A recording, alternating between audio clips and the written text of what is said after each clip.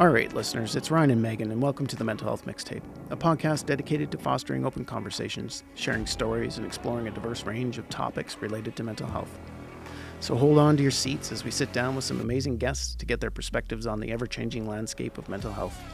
And for all you old folks, no need to hit the record and pause button. Just sit back and let us navigate life's playlist together. During this podcast, you may hear stories about traumatic events and our guests' experiences. There may be discussions about suicide, traumatic events, and the outcomes from these events on personal lives. If you're struggling with anything you hear, please reach out to your peer support team, psychologist, call 911, or head to the nearest hospital. In Canada, you could call Boots on the Ground Peer Support for First Responders at 1-833-677-2668. Talk Suicide Canada at 1-833-456-4566. And in the United States, call 988 for the National Crisis and Suicide Lifeline.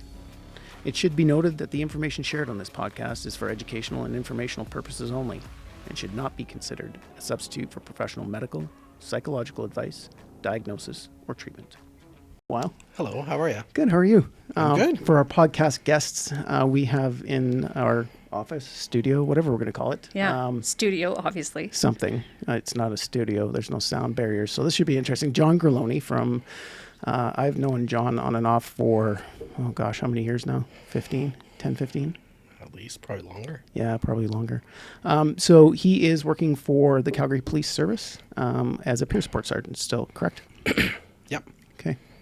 So tell me, we always ask, and Megan and I have chatted about this, and do we want scripted questions? And it never really, landed for either one of us, eh? No, not at all. No, we interrupt each other too much and we can't stay on track and whatever, so. Yeah, there's no script. So really, I think, the best part of what we've come up with over the last, iterations of ideas and what we kind of want to get out of the podcast is really asking questions around one thing, and that's how you got to where you are now. So really, I know from our history and how I actually got to know you is through EMS.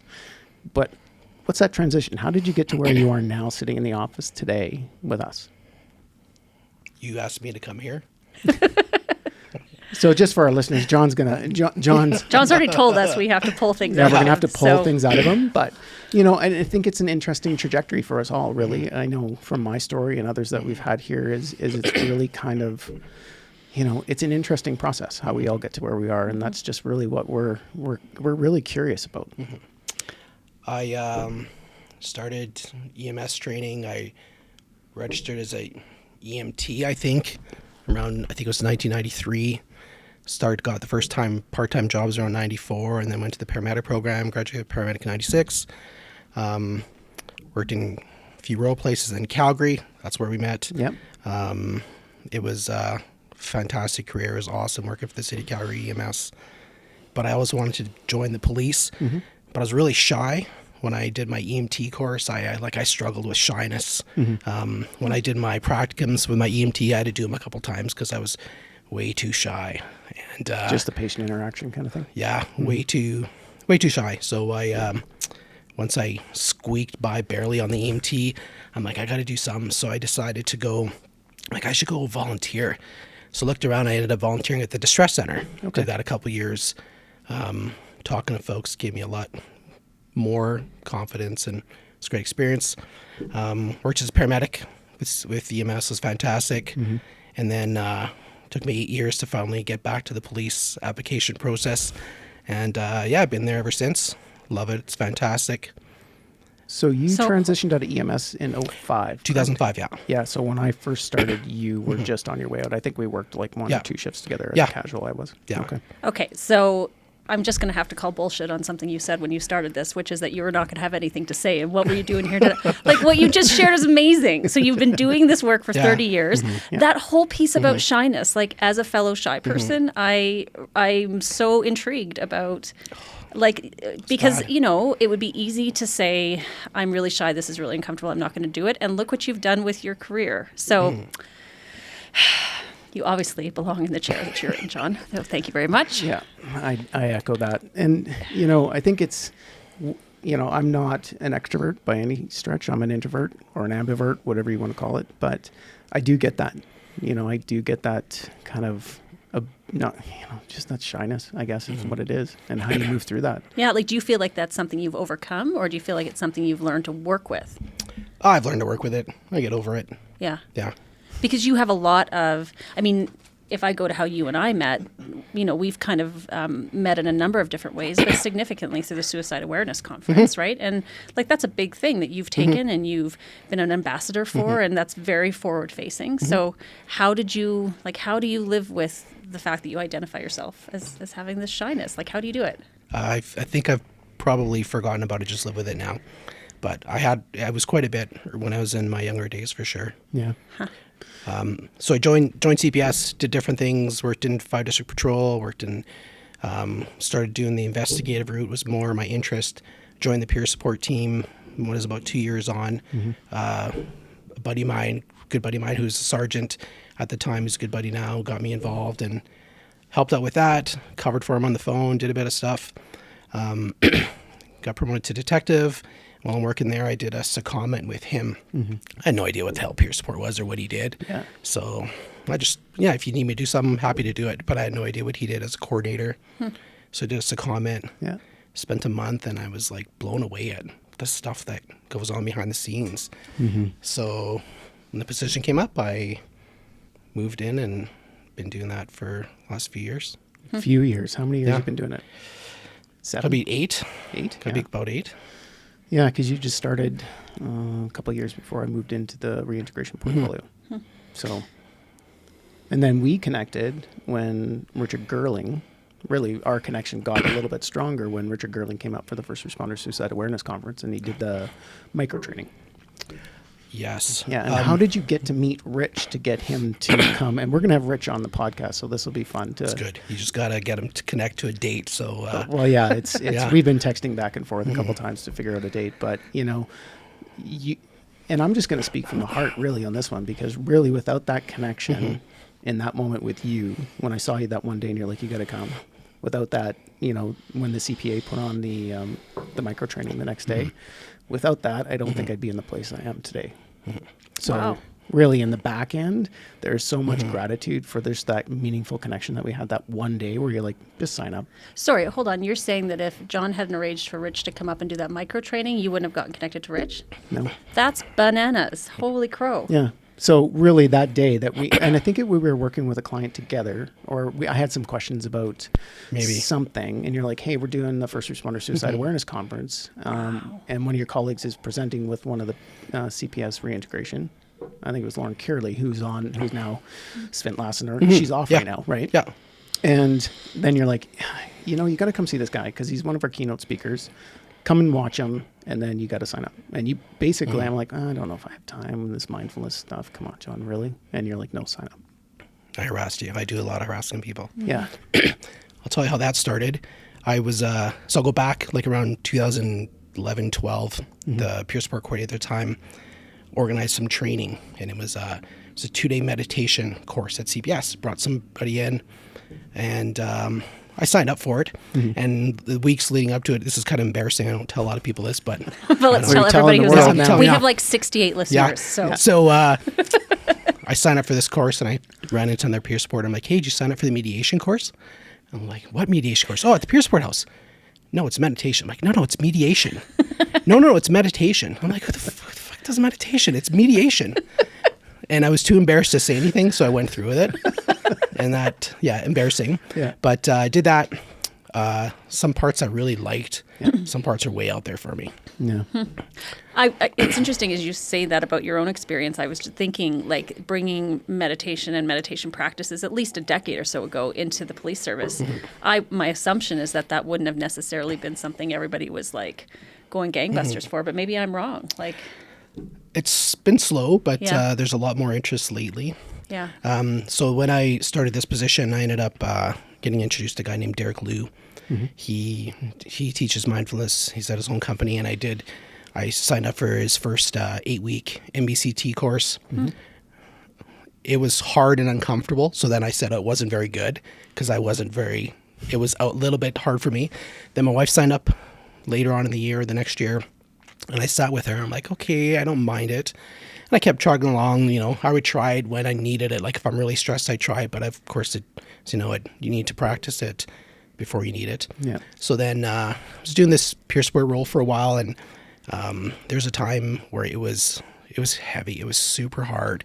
Just a period where, you deal with peers, friends, and like the stories are sometimes really, really hard. And I was like having a hard time. I'm like, look, I gotta try something else. Like everything else I'm doing is not helping. I gotta commit. I gotta try this meditation stuff again 1 week. I just need to do 1 week every day.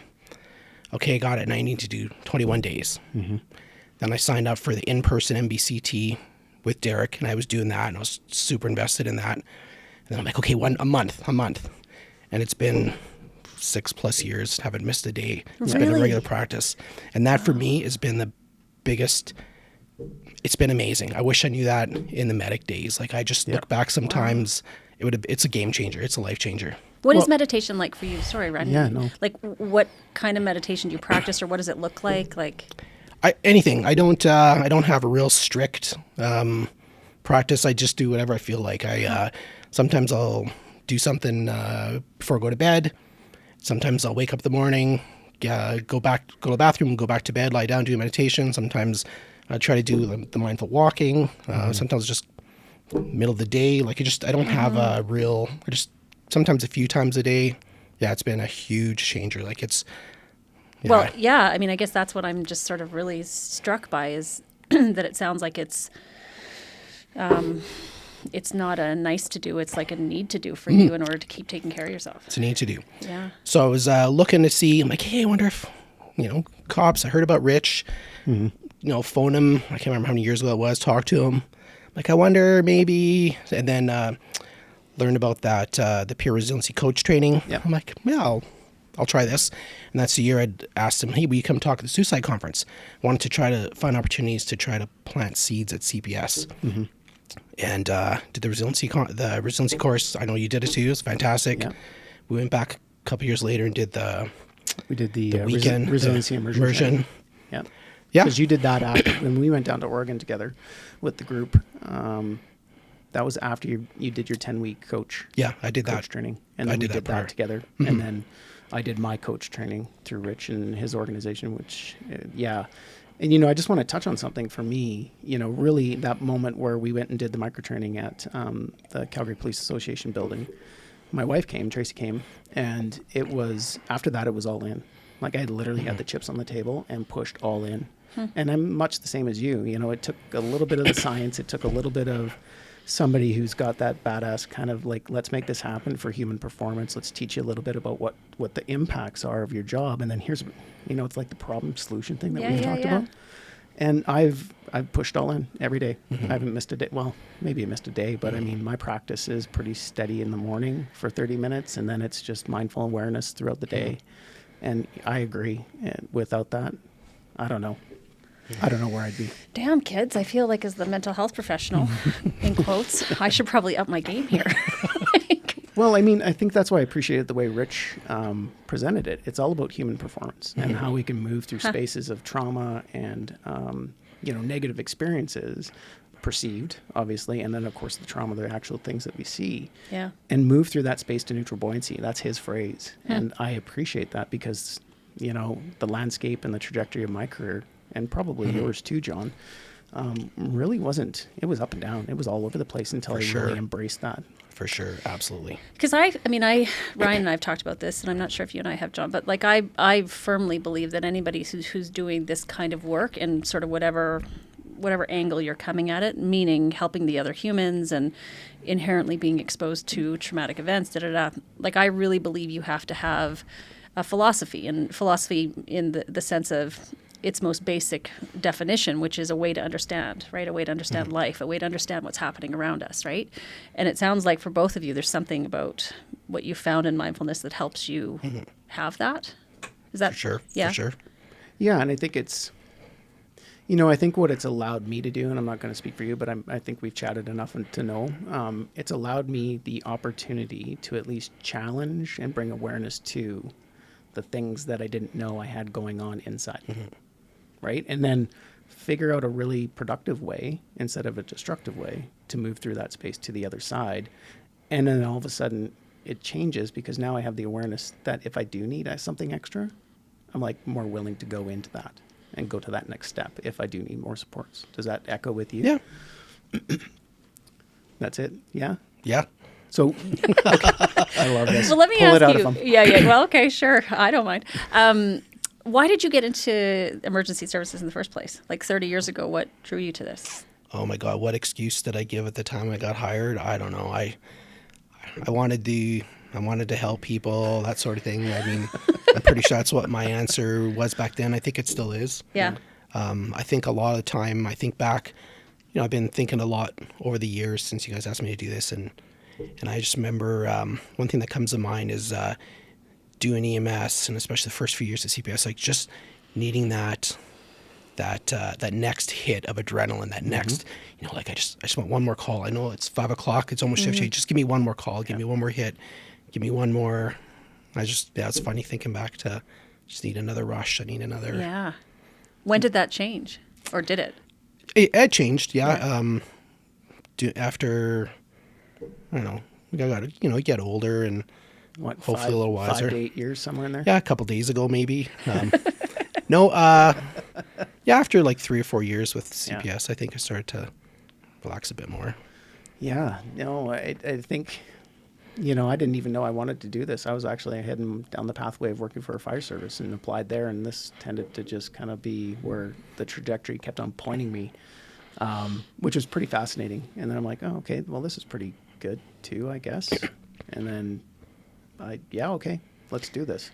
I just find it interesting that you both, for whatever reasons you came into your careers, but you both ultimately in your careers, like through your own evolution, decided you wanted to work in support of your peers. Like, I wonder what that's about, A few years ago, I was sitting there and I'm like, if somebody told me 20 years ago that in 20 years now you're going to be a cop and you're going to be looking for the cheapest deal on buying meditation cushions, I would have thought you're nuts, because that's actually what happened to me. So sometimes I wonder how I got there myself. Yeah.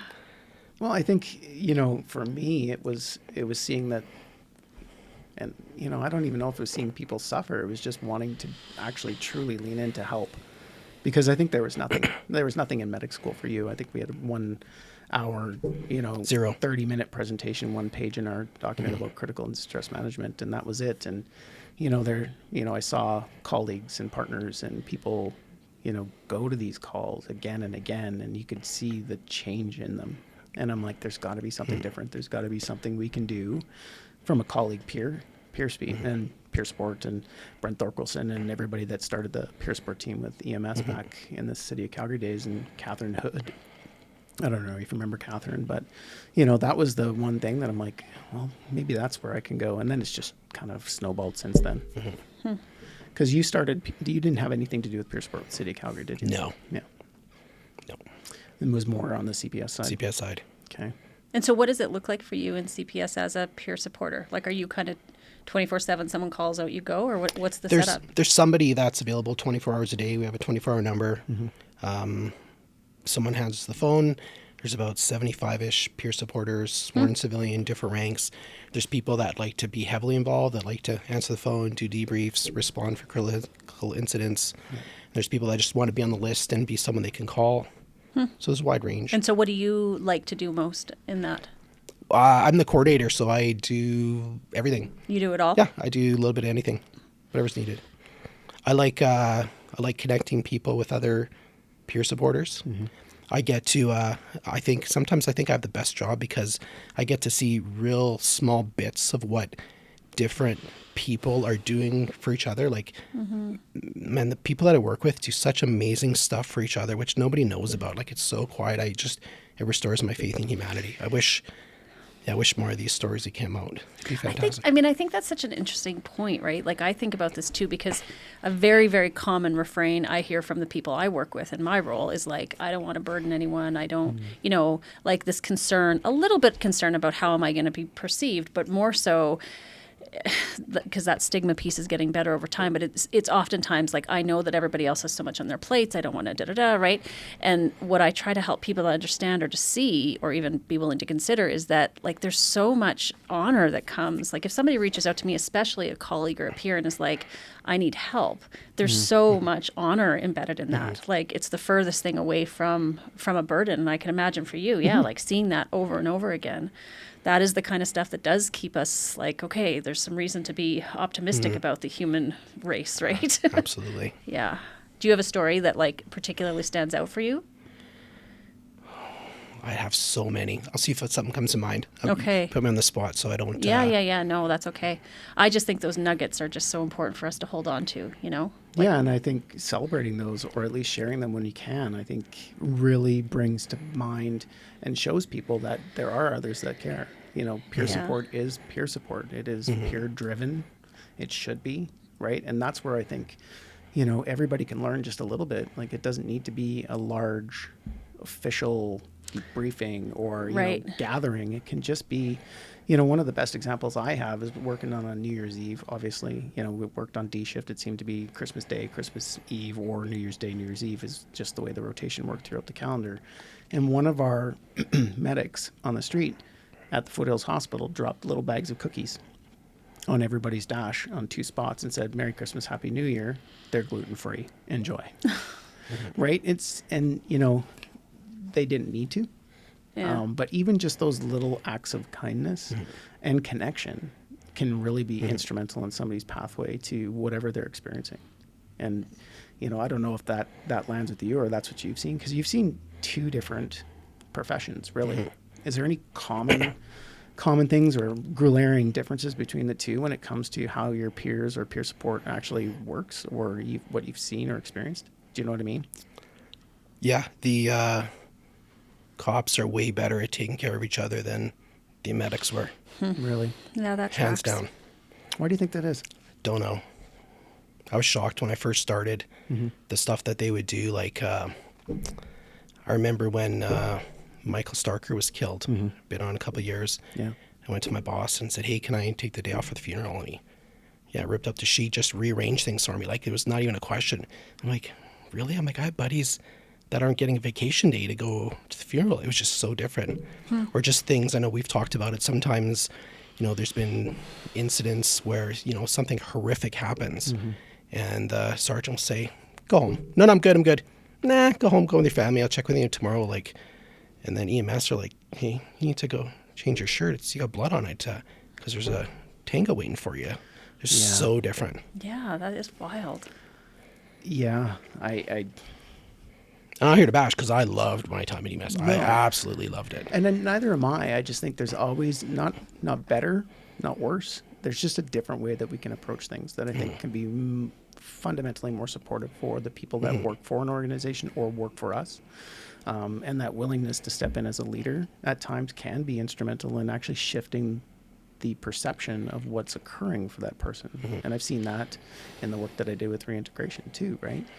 And I'm not here to bash anybody, because I think everybody is going through the world right now, especially with how busy it is, both on the policing side, EMS and fire, right? Really struggling to figure out what now. Well, and I wonder too, like, I'm not surprised to hear that just from my own like witnessing of what's happened. But I mean, I know there's so much debate right now too around where does EMS even fit, right? Like, is it healthcare? Is it public safety? And that's got to contribute, right? Like, it's hard to form those social bonds when you don't necessarily even fully understand what your identity is, For you sure. know? Yeah. Well, I think one of the big things for us for a sense of community when we were at the city of Calgary before we transitioned was that most of the fire halls I worked out of, we got in on dinner, we knew the fire crews, and now that landscape has fundamentally changed since we shifted away from that. Now we're busier. Before I left the street, it was, you were lucky to see your hall at any point in time during your day, or see a hall. You're probably at the hospital or doing calls. And I mean, that's just the landscape of what is, and you can't change that. But that sense of community that I felt when I worked with the city of Calgary was huge. You know, the fire guys, you know, when you got back at 2:00 in the morning, your dinner was sitting in the oven, or it was wrapped up in plastic in the fridge. And they knew you by name, and we knew them by name, but we don't get that opportunity anymore. And you go on calls together, and then you debrief it after. Like, it was great. Yeah, The it was a little connection bit with fire different. was awesome. Well, and I just think and sorry, I'm going to be nerdy for a second, but I'm sure you both know or have heard of Maslow and the hierarchy of needs and all that kind of stuff. What you're really talking about is that there's this level of safety and security that the sort of belongingness needs can be attended to in a very sort of profound way, which then actually allows us to be set up to have really high esteem needs met and to self-actualize, which is where we're in human performance or we're, living up to our potential and stuff like that, right? And I see this all the time, that if you don't have even just those basic needs for social and emotional safety, you just can't go any further, right? So it gets in the way of people being able to be creative and take risks and feel like they can make a mistake and not have it come back on them and things like that.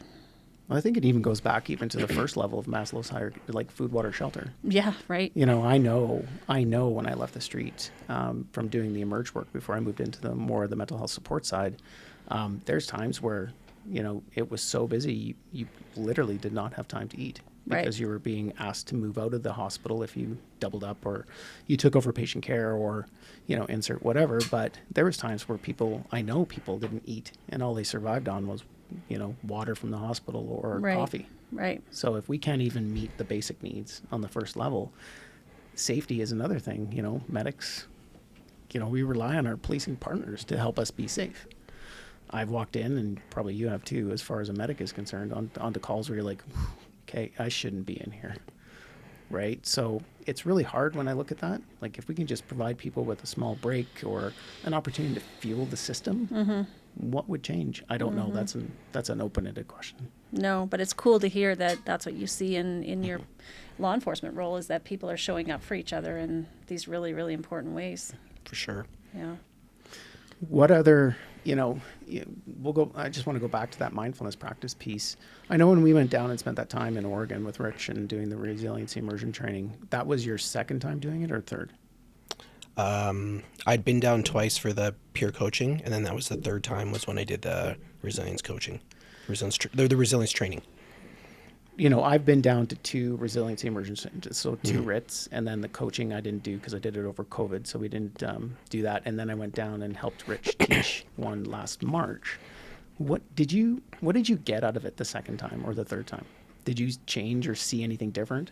Because I'm just trying to compare it to my experience. I loved every minute of everything I did. Why? Like, what was it that specifically? Well, and can you actually, for the people who don't know what happens there, what is the training? Like, what do you do when you're there? Well, the resilience immersion training is 2 nights, 3 days. You stay at a retreat facility in Bend, I think, was where we went. Yeah, just outside of Bend, Oregon, when we went down. Yeah, it was a beautiful place, big trees. Yeah. Home cooked meals. I think we did the one overnight was a silent part of it. It wasn't a whole silent retreat, but just a small part. Some people nuts. You just did training. You had Rich, and then you had another facilitator. You did different trainings, discussions, practice. Training, discussions, practice. All around meditation? All around mindfulness, yes. Okay. Science. Some science, practice. Yeah. Yeah. Yeah, and I found that very fascinating because, every single time I went down, I got something else out of it. Whether that was a deepening of the practice or whether that was a deepening of the understanding behind the practice. But that 3 days and 2 nights I think it's a powerful place to be. I mean, whatever that looks like for anybody else that's interested, whether it's down in Oregon or over in Tibet, it doesn't matter. But I think, looking at that from, what you've shared and what my experience is, I would love to try and figure out a way to make this a normal process for recruit training. Well, yeah, let me ask you that, though, because for those of us who might not ever do that training or whatever, what are the things, what are the key things you take away from that type of training that, influences you on the day-to-day? What do people need to know if they were going to do that training? What are they taking away? Oh, I don't know. Where do you start? I mean, I think it's a better understanding. For me, personally, it was a better understanding of how the mindfulness practice and meditation can be so impactful on our nervous system and some of the challenging the thoughts and narratives that we have. And Rich is an ex and retired police officer. He was a lieutenant with, who was it? Portland. Was it Portland Police? I can't remember. Yeah, one of the, right around Portland. Right. But he has that context, that cultural competency. So you learn a lot about, and I think there's a little bit of vulnerability you got to walk into one of those trainings with and be open. For sure. Right? Would you agree? Absolutely. What was it that when you went in, you thought it was a mediation course, not a meditation course? 2012? Yeah. Yeah. So when you went into that meditation course, what did you take away that actually made you go down and do the one? I liked the breath practices, the simple breathing practices, because I actually felt something right away. So that I noticed a sympathetic physical nervous system response. kind of Yeah. widening. Never practiced it after that, mediation coursing or anything. Like I'd only tried when I needed it, which was kind of too late. So What else? What other kind of meditations are a part of your practice? I You do said anything. anything. I do anything. I read about the loving kindness one, and when I first heard that, I'm like, oh, this is stupid.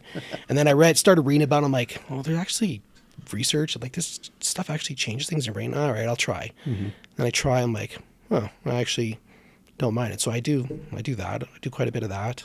That's my daily practice. every Body morning. scans, Yeah. just breath. Well, I think what I'm hearing from both of you is that it really is about the consistency, like that there's something really important about taking the pause and finding the time and, like, again, having this need to have, like, where you just make it part of your day.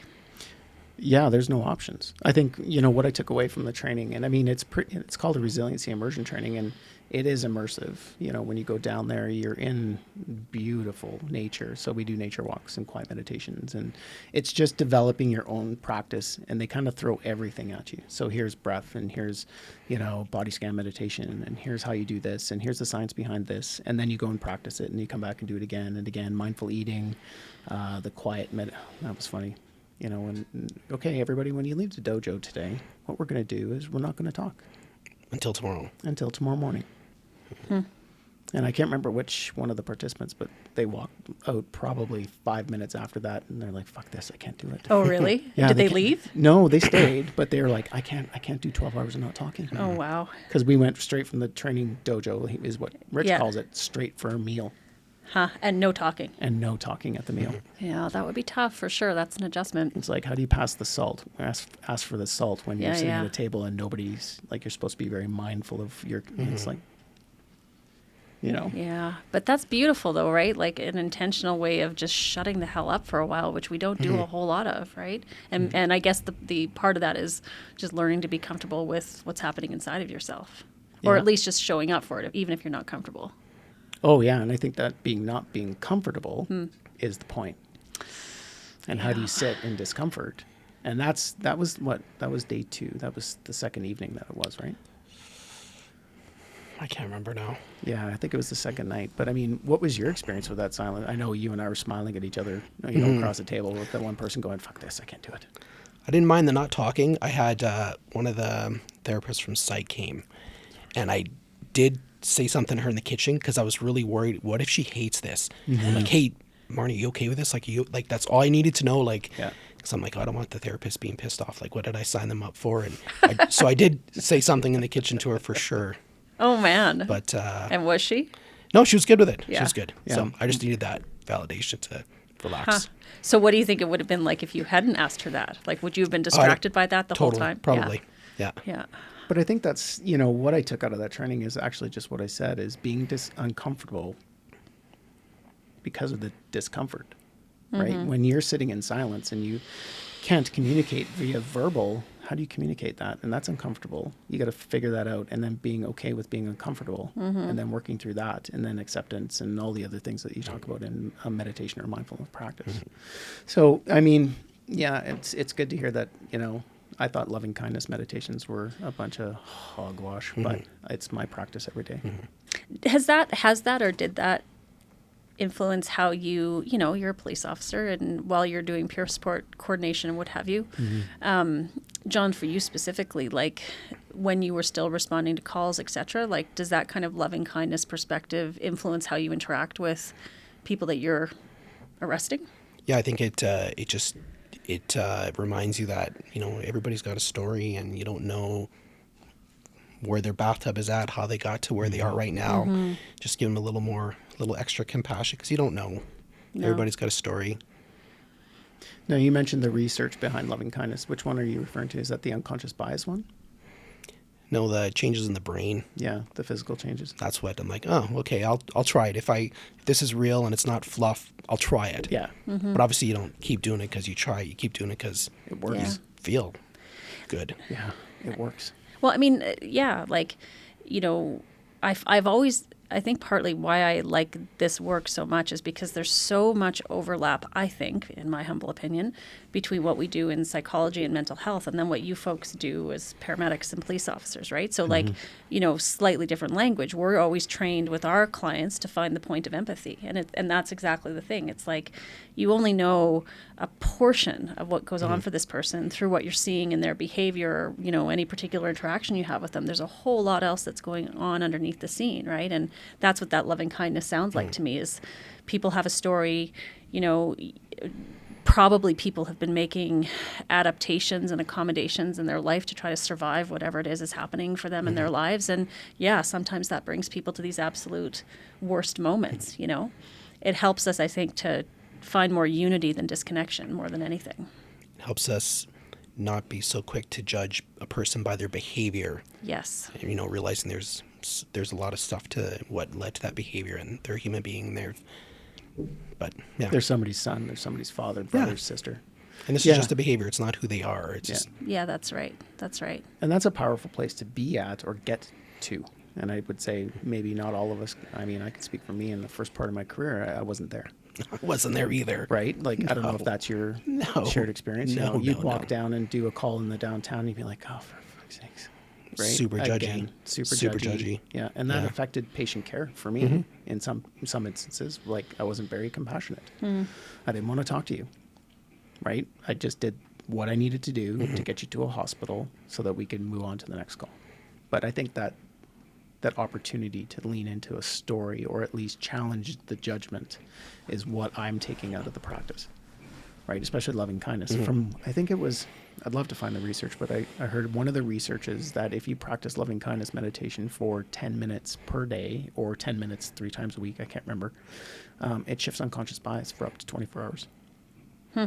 And I'd like to find that research because I think I had it in my previous job on the computer. It's just didn't bring it over. But, you know, if that is even in fact a small bit true, Right. how powerful could that be?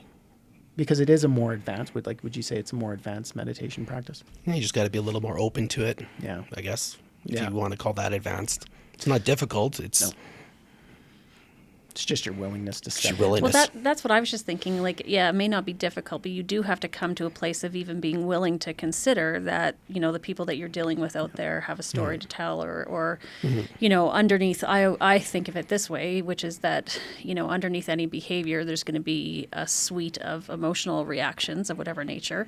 And then really underneath those are the needs that people have. And typically the behaviors are being driven by some need that is going unmet, you know, and that's true for everyone, you know, at some moment in time. Yeah. But you have to be willing to look beyond just the obvious, you know? Well, I think it's also, you know, I wish some of this stuff was taught to us on the front end. Right? too. Like, you mean when you started your career? Absolutely. Yeah. You know, if somebody would, like, okay, I thought meditation was sitting on a cushion with chanting and with incense burning, and although that can be your practice, that's not necessarily what needs to be done. Right? 3 times a week, 5 minutes a day, 1 minute is better than no minutes. Like, you've heard Rich talk about that, right? I just would wonder what that would look like if we talked about a career pathway as a human performance piece and train in it, you know, intangible little skill sets that we can take forward. Not our hard skills, like what they say is hard skills for you. It's all the tools on your belt. For me, it's, you know, and for your previous career, it's, you know, how do we intubate somebody, or how do we move through a space of doing what they classify as hard skills? I think those are trainable skills. They're soft skills. Yeah, I think that'd be great. And maybe not at the very beginning, not when you're in paramedic training or you're in recruit training, because it's a fire hose. And I remember medic training when they came in and were teaching a real simple statistics course. I'm like, fuck, I don't want to learn about statistics. I want to learn how to intubate someone. I couldn't wrap my head around back then. Yeah. I get the importance. I think you need a little bit of time in the field to experience some stuff, and then maybe bringing back and teaching a bit more about. Before it gets to a point where we start Yeah. building the OSIs or the occupational stress injuries and formations of that. Yeah, I would agree. I think there's a very fine window to present that kind of stuff. Yeah, I don't know when that window would be, but No, neither you'd have do to have I. a little bit of time Yeah. to experience, get some scars, Yeah. and yeah. then be open to it. Yeah, I hear that. Like, you need to have some experience through which you're filtering this new information, right? But I think, I don't know. I mean, I don't practice mindfulness every day. My name's Megan. I'm ashamed. This isn't about shaming. Okay. Yeah. Okay. I'll work on We it. still love you. Thank you. But, like, I don't know. I think in certain circles, maybe people understand what we're talking about, but I think a lot of people still don't even understand what this is, right? Like, when you say you do it every day and it's a little bit here or a breathing exercise, like, you explained it really well to me a few weeks ago when we were rucking about how, and I can't remember the words you used, so help me, but it was like these practices, however they are like a way to really focus our attention in a different kind of a way. And so I was telling you about that ADHD thing that I heard that was helping me. And it's really about divergent attention that just seems to allow my brain to just shut up for a second, which is really nice. And you just talked about that as being a type of meditation that helps focus attention. Well, I think what I didn't know is that in meditation, we train in 3 realms. We train in the active attention, Okay. we train in the passive, and we train in the meta. And that meta is the thinking about thinking. Right. And when we train in all of those, and I mean, I don't know what your experience is, John, but, I'm more attentive when I'm mindful, Right. right? So that's the active attention. If I'm, whatever that is, whether it's a conversation or whether it's I can be present in that conversation and not let my narratives or my conversations in my head take over and not pay attention. So that's an active listening skill, right? So just like boiling this down to experiences on the street, like Yeah. your ability to be at a call and be mindful enough to have the awareness of this is a person with their own story and their own experiences. And Yeah, you lean into that that kind of conversation. thing. And then that meta attention that you train in as well is the awareness that, oh, wait a minute, I'm not here.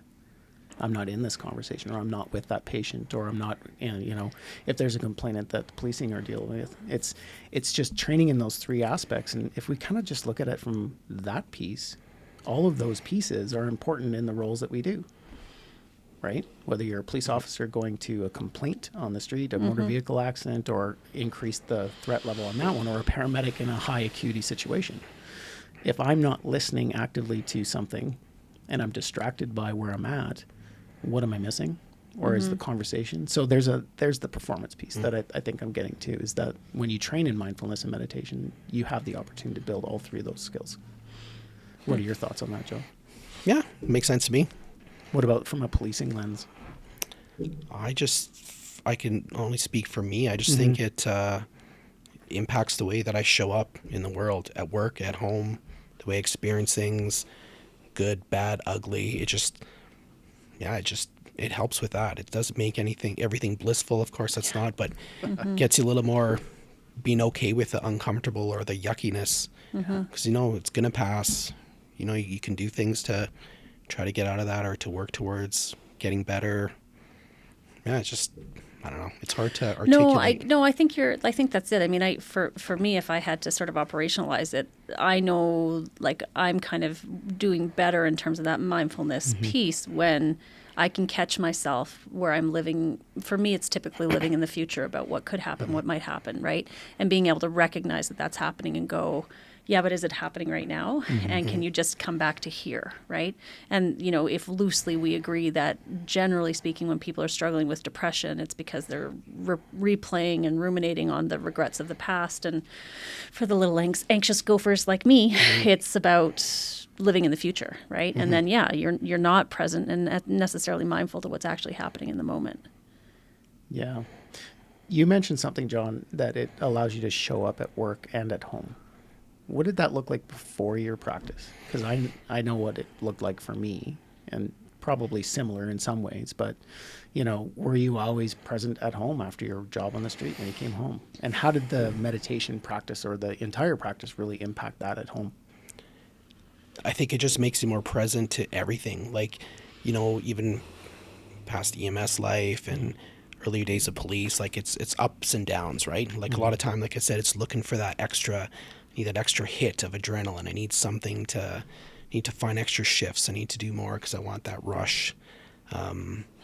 Where, learning something. After a small technical glitch and batteries dying in the thing, we're back.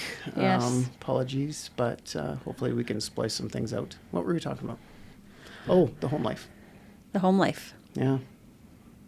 I know for me, once I started practicing at least dipping the toe into the meditation world and the mindfulness practice. It was really, I looked at that as the benefits were at work, but what I saw at home is where it actually proved to be the proof in the pudding. Yeah. You know, being able to be home after work and, you know, not go down the rabbit hole of disconnection with my kids and my spouse, and being more kind, really, in general. Did you find the same thing? For sure.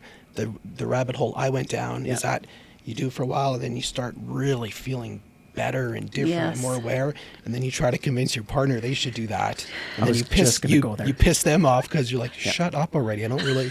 And that was a rabbit hole I went down. Yeah. Because I know your spouse. We've worked, you know, she's a nurse, and I've known her for probably the same amount of time as you, on and off with being a work colleague.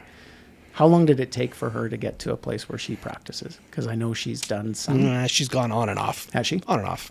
Yeah, that's a similar trajectory with mine as well. I try to annoy my daughter to, hey, she's only 13 now, but even younger, you should learn to breathe. You should da-da-da. Yeah, thanks, Dad. Yeah, I get the same thing from my kids. Yeah, Dad, that's great. Thanks. Okay, crazy. It took a while to learn, just do your own thing, and people will see and maybe take something out of it, or maybe not. Yeah. Yeah, there's something about attraction versus promotion. You know, like if people see you being seemingly calm and present and, you know, compassionate and all of these things, like that is really attractive, right? That people want to know, how are you able to be like that? And then you can preach your gospel. Yeah, they don't like preaching, so I've stopped doing that preaching. Yeah. Nope. Well, at least now, I mean, you know, my spouse she'll come home from a busy day, and it's like, I'm like, we'll do our check-ins, like, how you doing? Had a busy day, I'm going up to meditate. And I'm like, yes. Oh, nice. Oh my God, my husband would never meditate. Which more than likely, you know, she does body scan meditations, which is great because she'll crawl into bed, do a body scan meditation, and half an hour later wake up, which is exactly the point sometimes of a body scan meditation, is if you fall asleep, good for you. Yeah. You've gotten to a place where it's, you know, where that's what you needed, so. Yeah. Oh, it's true. It's so much better with than without, you know, like I took some time off this summer and really just intended to work on myself and whatever. And this was a huge part of what I did, was just like put the phone down and sit with myself. And it's hard, right? It's really hard to do until it's not. And then it feels so good. And I feel like I've been trying to hold on to that presence and the sort of equanimity, and we're all in this together, and the universe is one, but you know what I mean? All that stuff. And then, you know, stress and busyness and whatever, it gets very easy to get taken away from that. But well, I think one of my favorite sayings is take time for your wellness, or you'll be forced to take time for an illness. yeah. And I think, you know, when I look back, I wasn't taking care of my wellness for the better part of my career. I wasn't. No. Because it wasn't normal, right? No, you just kind of wing it. You just go ups and downs, and that's the way it is. You just deal with it. Or you make excuses. Well, it was a busy shift last Totally. night, when really it was just 2 calls, and the one call was just shit. Yeah. And then you're left with the, you know, the downstream effects of seeing what you saw or doing what you did. And that was just, I just had a busy night. Right? Because I protected. I didn't say anything. I didn't share stories. I didn't share what my experiences were. Did you? No.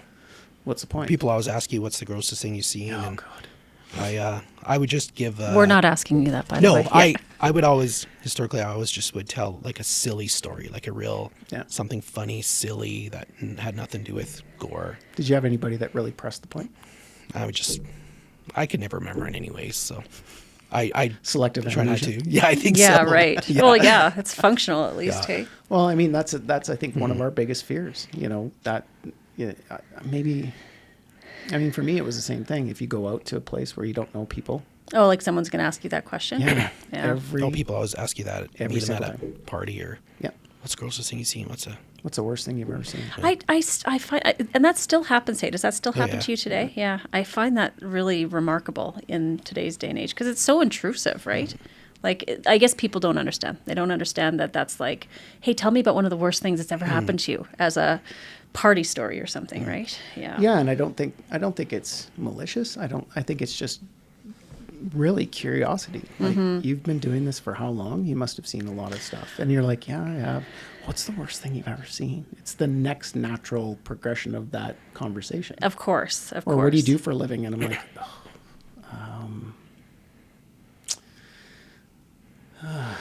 What job can I think of today? that- I'll sometimes say teacher, Yeah. like on a plane or something. If someone Well, asks you're me a what I do, teacher. yeah, I'm a teacher of a kind, I guess. Yeah. A friend of mine used to say, I'm a pastor, and that usually shut the conversations Oh. down right there. Right?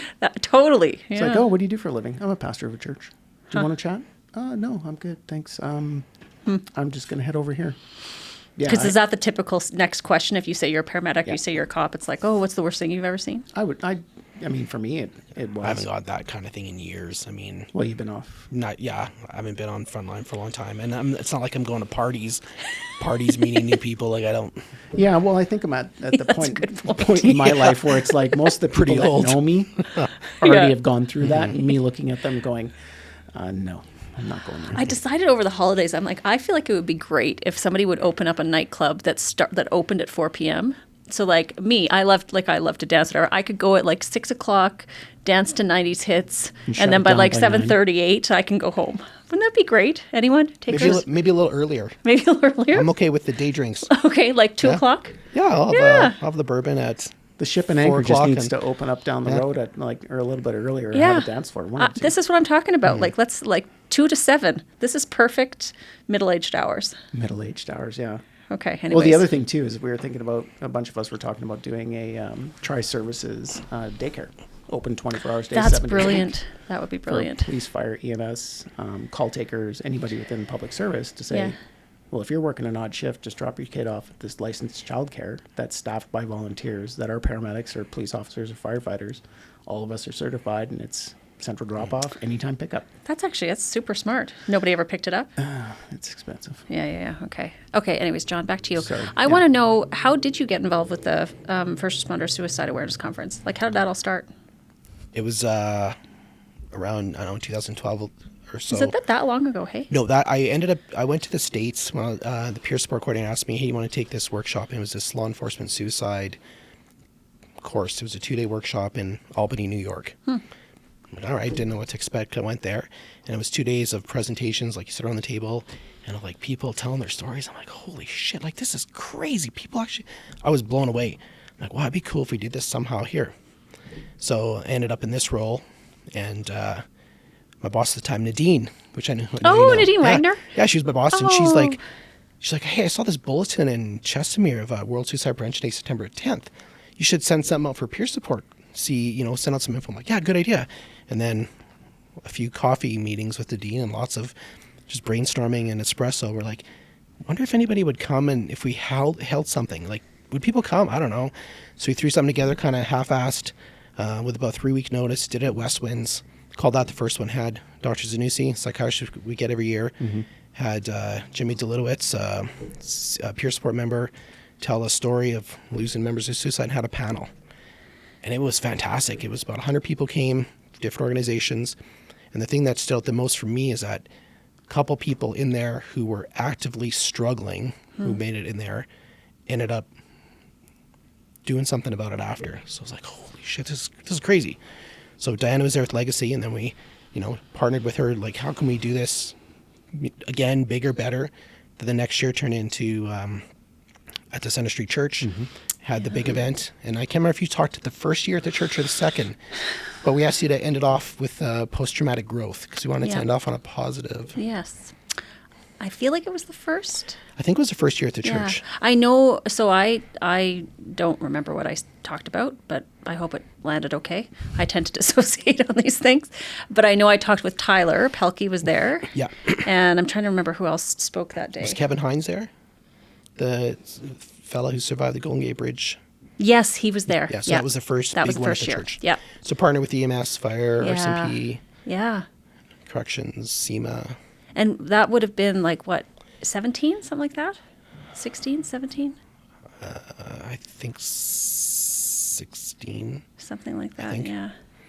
It's Yeah. been a while anyways. No, and I mean, we were just, you've kept it going year on year on year. And, I just really want to underscore it and applaud you for your initiative in that, because I think what you just said, like, I've talked to so many people where they, were thinking about suicide or had been on their mind, and they went to the conference and they heard their stories and the stories being shared, and they found hope, and like, it was really impactful in changing the course of how they were moving forward. So kudos to you for...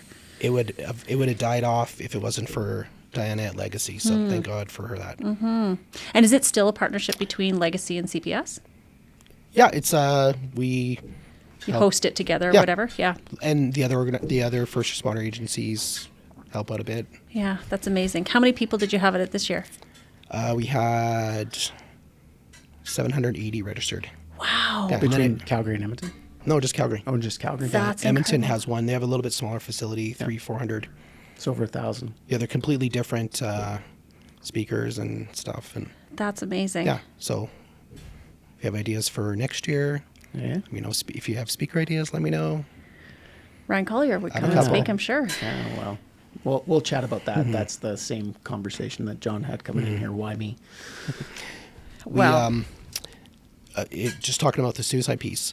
In my role here, I was really surprised at how many people I talk to and how much this topic comes up for police.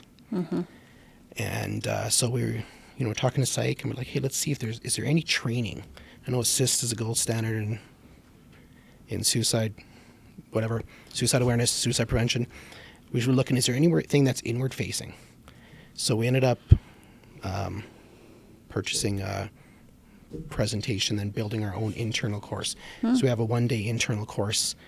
It's all inward facing on police. We have 5 videos made by some super brave members. Wow. And it's all inward facing about police member suicide. wow. And we've running it a couple times a month.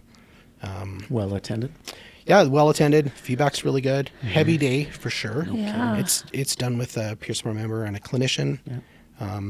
That's been good. The hope is that other police agencies can take it and do it themselves. Yeah. And then I think like an EMS agency could take it and make it EMS, culturally competent EMS or fire. So I think that's so powerful, like in the work that I do, it's always so interesting to me because on the topic of suicide, oftentimes what I hear people say is like, people just don't know what to say and they're scared to open up conversations a lot of the time because they're afraid they're going to make it worse or whatever the myths or the narratives are, And, in the work that I do with the clients that I have and have had over time, like it's part and parcel, I think, of what happens when people are suffering, As far as we understand it, we're the only species that actually is aware of the fact that we're going to die, right? And we seemingly are one of the only species that can sort of voluntarily take an action towards that. And I don't know that you can suffer without having this thought about this would be one way to end my suffering,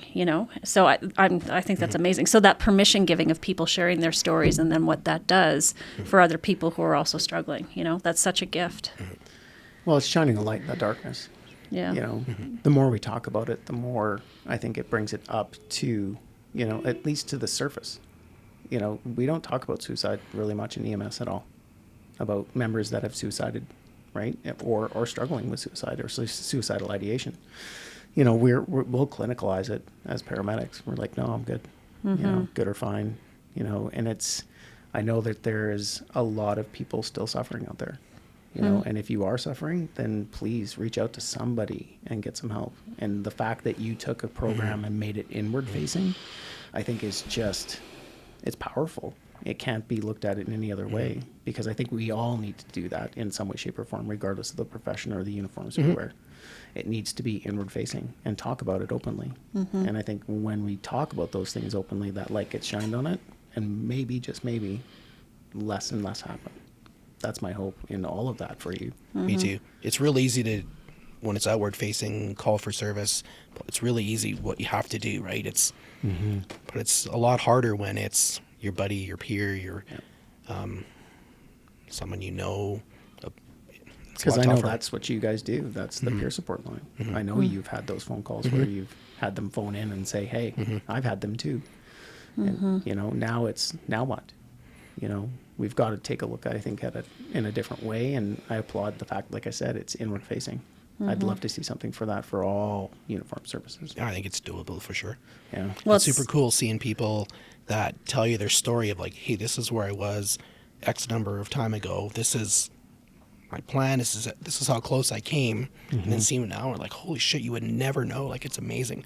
Super brave people that tell their stories to others. And I think that's the biggest thing in getting people to come see therapists is when Yeah. people hear other people's lived experiences.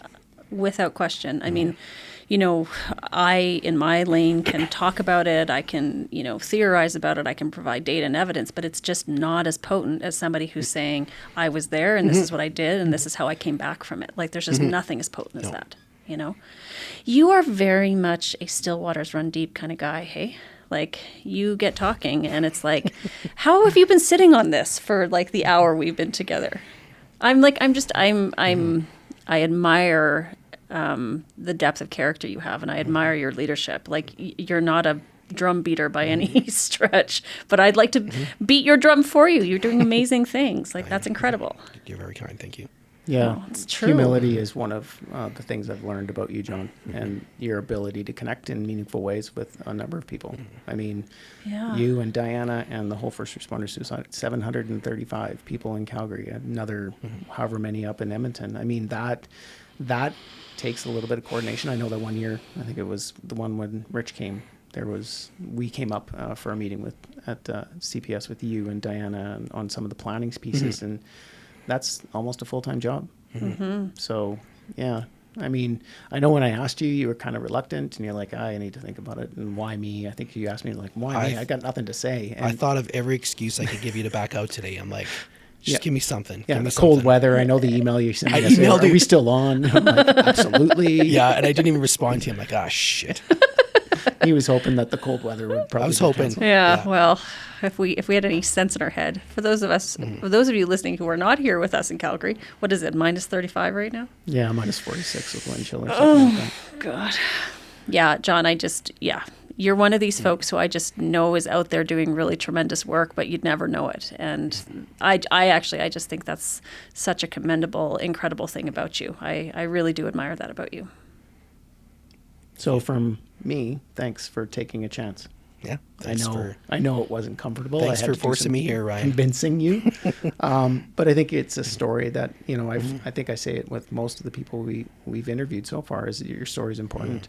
Yeah. And some of that landscape of, our collective experiences, my hope is that at some point in time, people actually look at that for themselves, because it's been so powerful for me, and what you shared, it's powerful for you and how you've moved through the space, especially in the peer support and mental health support side. So I say thank you. Thanks for showing up. Thank you. Thanks for having me. Thanks for what you're doing. Yes. With the podcast. Yes, and in fact, you're our first guest of 2024. There you go. Yeah. So just 2 Well, minutes. first of all, we're going to see if it actually recorded. Yeah, exactly. We left this in Ryan's hands, which is probably not the Here we wisest. go. A little bit of shame and guilt. Yeah, just so the podcast listeners know, we had a technical failure, and we'll have to figure some things out. But I have to say thanks for stopping by. Yeah, awesome. All right. Okay, Take care, everybody. thanks. Bye. Thank you for tuning in to another episode of the Mental Health Mixtape, brought to you by the Before Operational Stress Program. We hope today's conversation has resonated with you and provided valuable insights into navigating the complexities of mental health. Remember, your well-being is our priority. If you or someone you know could benefit from the support and resources offered by the Before Operational Stress Program, don't hesitate to reach out.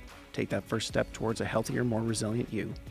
And here's a special treat for our dedicated listeners.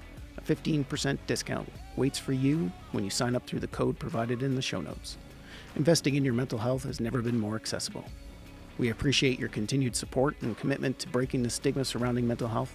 Let's keep the conversation going. And until next time, take care of yourselves and each other.